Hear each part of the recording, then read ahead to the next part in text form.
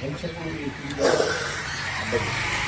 मला वाटतं कुठेतरी कुटुंबाला न्याय देण्यासाठी निश्चित विचार केला जाईल असं मग टेक्निकली जे असेल ते तर बसवावंच लागेल, पण त्याच्यातून मार्ग काढायला पवार जागा आहे.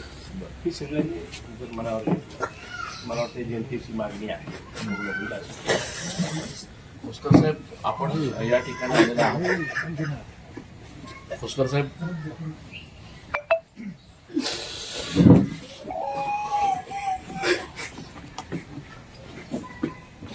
गिरवाळ साहेब, बस खरं तर इथं बसा, तुम्ही बसा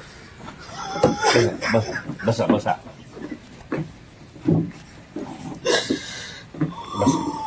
बसा बसा बस बस.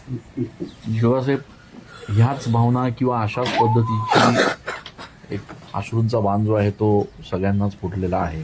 या सगळ्या परिस्थितीमध्ये दोन्ही राष्ट्रवादी एकत्र येतील असं वाटतंय का?